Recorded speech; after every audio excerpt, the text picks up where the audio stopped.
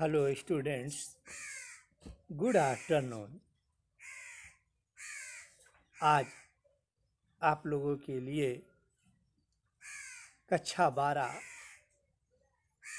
का समाज शास्त्र, जिसका पहला चैप्टर है भारतीय समाज एक परिचय, जिसमें कि आपको भारतीय समाज एक परिचय के बारे में हम बताएं कि भारतीय समाज, प्रत्येक समाज की अपनी एक संरचना होती है जो उसकी विभिन्न परंपराओं में निहित होती है। भारतीय समाज की संरचना विश्व के अन्य देशों की संरचनाओं व संस्कृतियों से मौलिक रूप से आध्यात्मिक उद्देश्यों के कारण अलग है। भारतीय समाज की यह जो विशाल समाज और संस्कृति टिकी हुई है, तो हमारा ध्यान प्रमुख दो बातों पर जाता है। तो वह दो बातें कौन सी हैं? कि प्रथम बात तो व्यक्ति और समाज का संतुलित समन्वय, और दूसरा क्या है कि विश्व बंधुत्व की भावना और उसका प्रसार, जिसके कारण सांस्कृतिक समन्वय हो ना पाया जाता। तो अब आइए आगे देखें कि भारतीय समाज की प्रमुख विशेषताएं या आधार क्या है। तो भारतीय समाज की मूल प्रकृति या प्रमुख विशेषताएं जो है निम्न आधारों पर जो स्पष्ट किया जाता है। जैसे कि पहला नंबर होता है कि धर्म की महत्ता।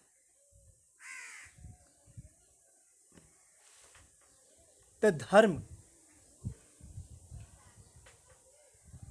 जो है एक विशिष्ट अर्थ वाला जो है पद है, जो कि भारतीय समाज में जो है केंद्रीय स्थान जो रखता है।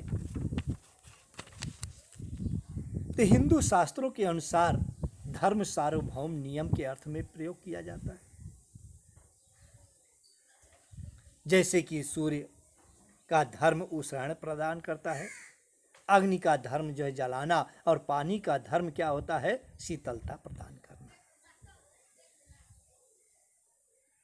तो समाजशास्त्रीय दृष्टि से धर्म के दो अर्थ जो स्पष्ट किए जाते हैं कि जैसा कि एक होता है कि वैचारिक दार्शनिक अर्थ, तथा दूसरा क्या होता है? सामाजिक नैतिक अर्थ।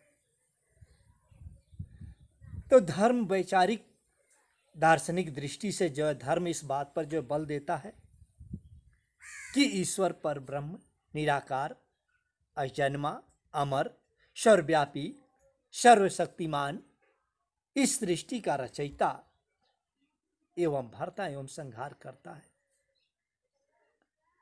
और वह प्रत्येक मनुष्यों प्राणियों का आराध्य है। प्रत्येक मनुष्यों में आत्मा का ही यथार्थ है, क्योंकि धर्म से के ही माध्यम से शरीर में जो कर्म जो होता है, मनुष्य का शरीर जो है आत्मरूपी रथी के लिए रथ के समान है, और इसी कर्म के को करके मनुष्य जो मोक्ष को प्राप्त करता है। और जब तक व्यक्ति को मोक्ष प्राप्त ना हो जाए, तब तक उसकी आत्मा जो है अपने आराध्य परमात्मा में विलीन नहीं होती है। और धर्म का दूसरा कारण क्या है? सामाजिक नैतिक। तो सामाजिक नैतिक क्या है कि धर्मशास्त्र प्रत्येक व्यक्ति को उसके वर्ण आश्रम के अनुसार दायित्वों की पूर्ति पर जोर देता है। इसी प्रकार से इसमें जो है, जैसे कि राजा का धर्म क्या है, प्रजा का धर्म क्या है, मित्र का धर्म क्या है, पिता का धर्म क्या है इत्यादि का निर्धारण किया गया। भारतीय सामाजिक व्यवस्था काल धर्म अथवा आपद धर्म को भी मान्यता प्रदान करती है, जिसमें कि कुछ विशिष्ट परिस्थितियों में अथवा विपत्तियों में जहां व्यक्ति को धर्म निर्धारित धर्म के अनुसार जो है कर्म करने की जो स्वतंत्रता नहीं होती है, समय के अनुसार निर्धारित आचरण में विवेकपूर्ण संशोधन किया जा सकता है।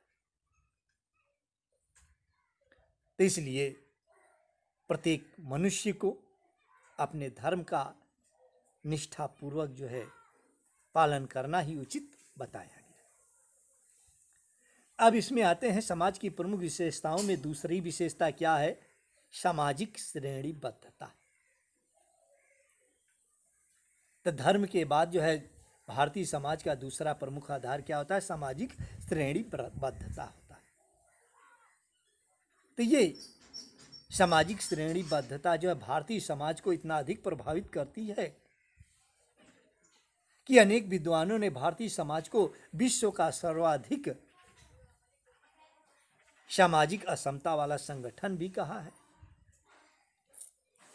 तो जैसे कि इसमें इस सामाजिक श्रेणीबद्धता में जो है प्रमुख आधार क्या है, वर्ण व्यवस्था, और दूसरा क्या है, जाति व्यवस्था। तो वर्ण व्यवस्था के बारे में जानिए कि वर्ण व्यवस्था, वर्ण का अर्थ क्या होता है, ग्रहण करना या धारण करना। तो अपनी जन्मजात रुचियों, क्षमताओं व रुझानों के आधार पर व्यक्ति जिस कर्म क्षेत्र को धारण करता है वही उसका जो है वर्ण होता है। तो मानवों की जन्मजात प्रवृत्ति तीन प्रकार की हो सकती है, जैसे कि सत, रज एवं तम। तो सत और तम जो है परस्पर जो विलोमा प्रवृत्ति की है, एक की उपस्थिति दूसरे की अनुपस्थिति है। इसलिए जो है सत और रज का मिश्रण हो सकता है या रज और तम का मिश्रण हो सकता है।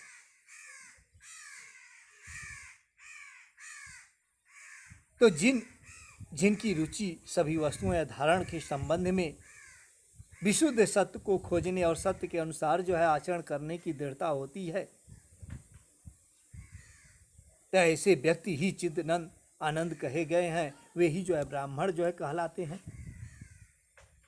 दूसरी श्रेणी उन व्यक्तियों की होती है जिनमें कि रजोगुण प्रधान होता है, परंतु सात्विक वृत्ति का अंश भी मौजूद होता है। वे एक ओर ऐश्वर्य एवं शक्ति की ओर आकर्षित थे, तो दूसरी ओर धर्म की आवाज पर बिना क्षण मोह किए अपने प्राणों की बाजी लगाने के लिए जो तत्पर जो रहते थे, वे ही जो है क्षत्रिय कहलाए। तो तीसरा श्रेणी क्या था, तीसरी श्रेणी जो है उन मनुष्यों की बनी जिसमें कि जो है राजसिक तत्व जो शेष था, परंतु तामसिक वृत्ति का भी मिश्रण हो गया। तो वे धन, संपदा और ऐश्वर्य को जीवन में प्रधानता देते थे। ये उन्हें प्राणों से अधिक जो है प्यारे होते थे। वे दान पुण्य करने में जो है विश्वास रखते थे और धनोपार्जन ही उनका एक लक्ष्य होता था। तो ऐसे व्यक्तियों को किसकी संज्ञा दी गई, वैश्य की संज्ञा दी गई। और अंतिम रूप से ऐसे व्यक्ति जो शेष रह गए, जो विशुद्ध रूप से जो है तामसिक प्रवृत्ति के जो थे, उन्हें जो है शूद्र की श्रेणी में जो है रखा गया। तो इस प्रकार से अब इसमें जो है जाति व्यवस्था जो क्या थी, भारतीय सामाजिक श्रेणीबद्धता का दूसरा मौलिक सिद्धांत क्या था, जाति व्यवस्था थी। तो जाति ही व्यवहारिक रूप से भारतीय समाज को प्रभावित करती है।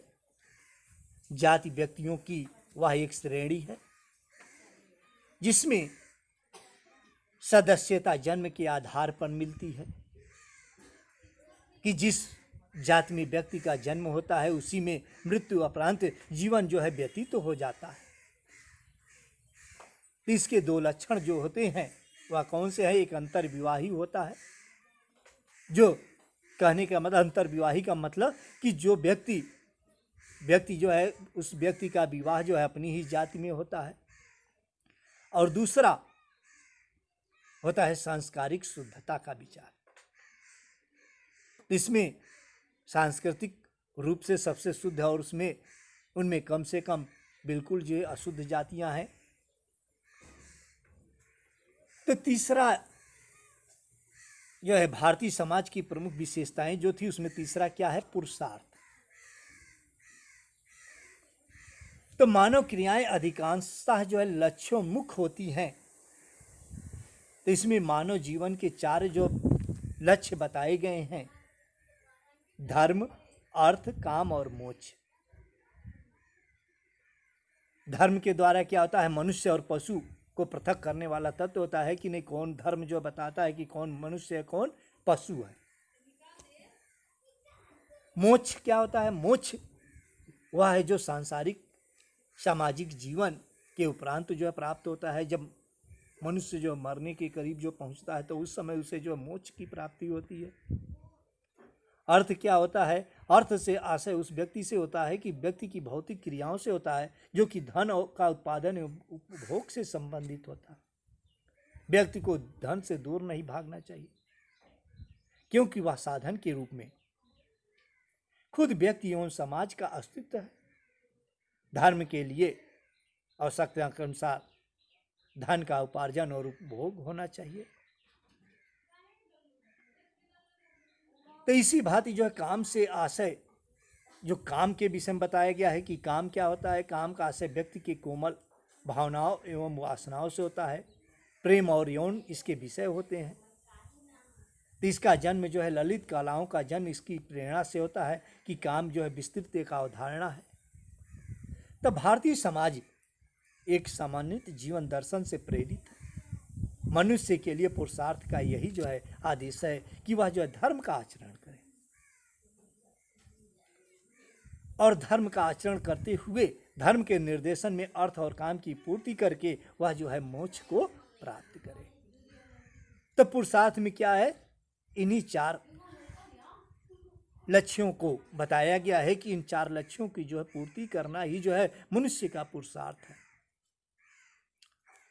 तो इस प्रकार से किसी भी मनुष्य को जो है चारों पुरुषार्थ मिल करके जीवन को जो पूर्णता प्रदान करते हैं और उसके बाद जो है मनुष्य का यही जो है पुरुषार्थ होता है।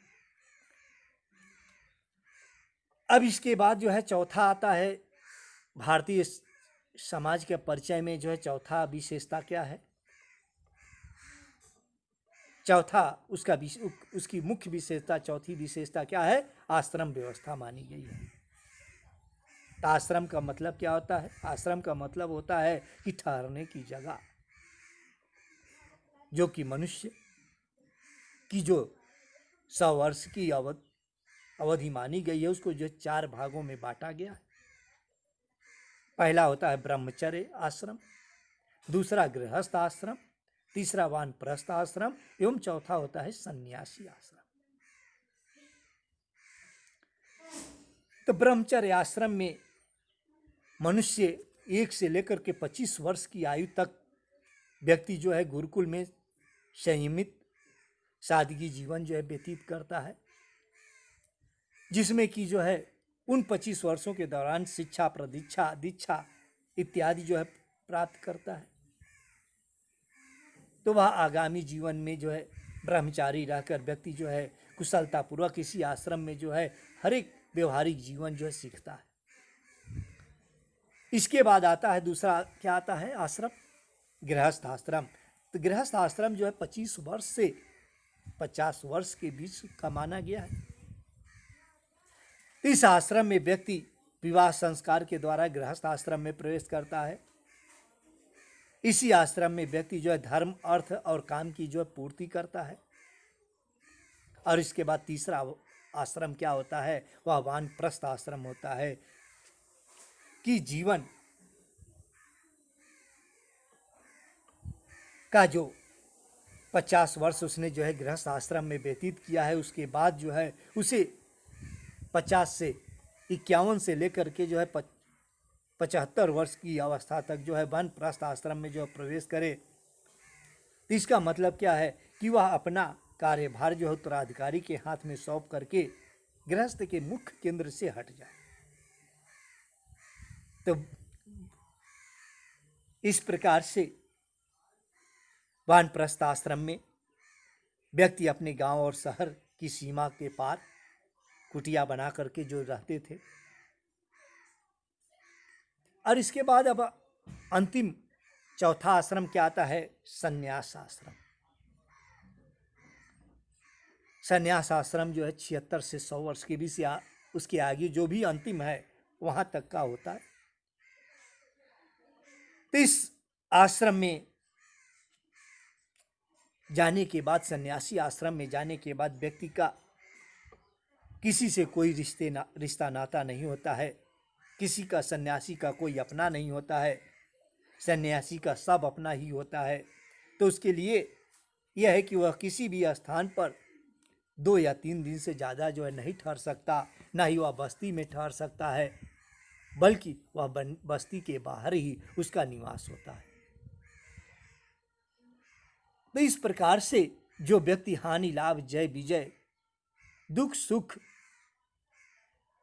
यश अपयश, जीवन मरण, मिलन विरह, अपने पराये के द्वंद्वों से, संघर्षों से जो मुक्त हो जाता है, वही व्यक्ति जो सन्यासी होता है और वही जीते जी जो है मोक्ष की प्राप्ति करता है। अब इसके बाद जो है पांचवा जो है विशेषता क्या होती है? भारतीय समाज के परिचय में कर्म एवं पूर्व जन्म। तो भारतीय समाज में कर्म एवं पूर्व जन्म का भी एक प्रमुख स्थान रहा है कि हिंदुओं के अनुसार आत्मा को अमर मान लिया जाता है।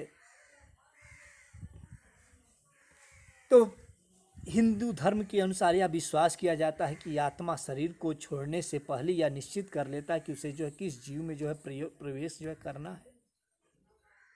कर्म के सिद्धांत के अनुसार ही कर्मों का फल हर व्यक्ति को जो भोगना पड़ता है, और मनुष्य अपने कर्मों का फल भोगता हुआ असंख्य योनियों से जो गुजरता है और कर्मों के अनुसार ही जो है वह शरीर प्राप्त करता है।